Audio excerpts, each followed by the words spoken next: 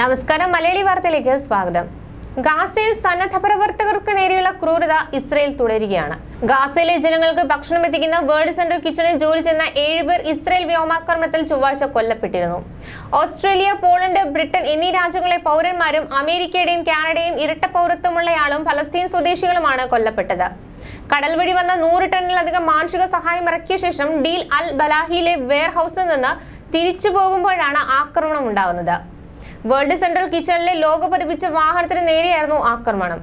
Israel പ്രതിരോധ സേനയുമായി ഏകോപിപ്പിച്ചായിരുന്നു യാത്രയെന്ന് world central kitchen അധികൃതർ പ്രസ്താവനയിൽ അറിയിച്ചു.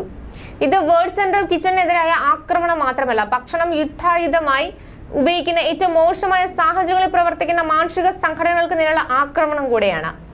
ഇത് ഒരിക്കലും പൊറുക്കാനാവില്ലെന്നും WCKയുടെ CEO എറിൻ ഗോറി പറഞ്ഞു.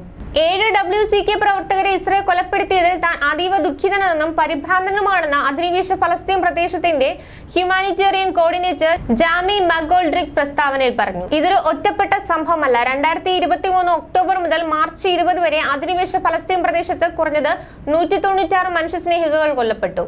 ഒരു വർഷത്തിനിടെ ഏതെങ്കിലും ഒരു സംഘർഷത്തിൽ രേഖപ്പെടുത്തിയ മരണസംഖ്യയുടെ ഏകദേശം 3 ഇരട്ടിയാണിത്. 2023 ഒക്ടോബർ മുതൽ അധിനിവേശ ഫലസ്തീൻ ലോകത്തിലെ ഏറ്റവും അപകടകരവും ജോലി ചെയ്യാൻ ബുദ്ധിമുട്ടുള്ളതുമായ സ്ഥലങ്ങളിൽ ഒന്നായി മാറി Gaza.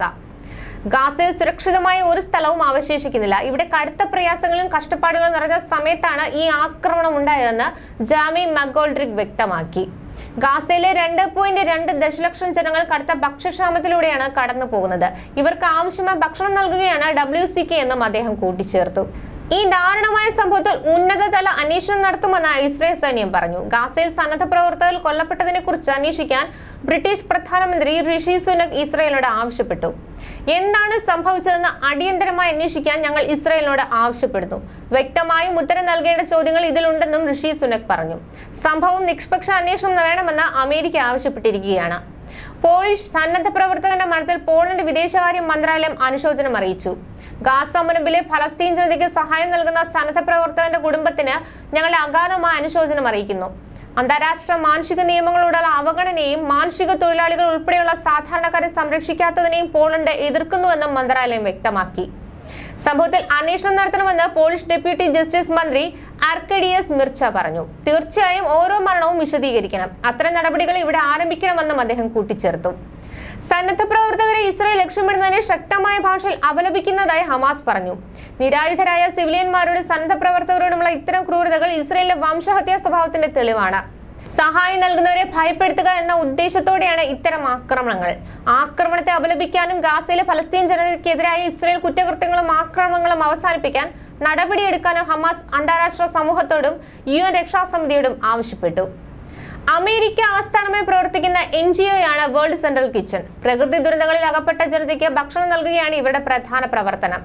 Spanish American ഷെഫും റെസ്റ്റോറന്ററുമായ Jose Andros ആണ് 2010 സംഘടന സ്ഥാപിക്കുന്നത്. ഹെയ്തിയിലുണ്ടായ വിനാശകരമായ ഭൂകമ്പത്തെ തുടർന്നാണ് ഇതിന്റെ ആരംഭം. പ്രാദേശിക പാചകക്കാരുമായി സഹകരിച്ചാണ് ഇതിന്റെ പ്രവർത്തനം. Dominican Republic, Nicaragua, Zambia, Peru, Cuba, Uganda, Bahamas, Cambodia, Ukraine, United State എന്നിവിടങ്ങളിലെ പല സമയങ്ങളിലായി സംഘടന സഹായ പ്രവർത്തനങ്ങളുമായി രംഗത്തിറങ്ങി. ഭൂകമ്പത്തെ തുടർന്ന് 2023 ഫെബ്രുവരി വേൾഡ് സെൻട്രൽ കിച്ചൺ തുർക്കിയിലും സിറിയയിലും മൊബൈൽ അടുക്കളകൾ സ്ഥാപിച്ചു. ഗാസയിൽ 2024 മാർച്ച് വരെ 32 ദശലക്ഷത്തിലധികം ഭക്ഷണമാണ് സംഘടന വിതരണം ചെയ്തത്. ഇസ്രായേൽ നടപടിക്കെതിരെ ലോകവ്യാപകമായി പ്രതിഷേധം ശക്തമാവുകയാണ്. ഗാസയിൽ വേൾഡ് സെൻട്രൽ കിച്ചൺ സന്നദ്ധ പ്രവർത്തനം നിർത്തുകയും ചെയ്തു. വാർത്ത ഞെട്ടിക്കുന്നതാണെന്ന് നിഷ്പക്ഷ അന്വേഷണം ആവശ്യമാണെന്നും അമേരിക്കയ്ക്കൊപ്പം ബ്രിട്ടനും ആവശ്യപ്പെട്ടു. ദുഃഖകരമായ സംഭവമുണ്ടായതെന്ന് ഇസ്രായേൽ പ്രധാനമന്ത്രി നെതന്യാഹു പ്രതികരിച്ചു. ഇതേക്കുറിച്ച് അന്വേഷണം നടത്തണമെന്ന് പ്രതിരോധ മന്ത്രി Yoav Gallant UN secretary general Antonio Guterres സംഭവത്തിൽ നടുക്കവും പ്രകടിപ്പിച്ചു. ന്യൂസ് ഡെസ്ക്, മലയാളി വാർത്ത.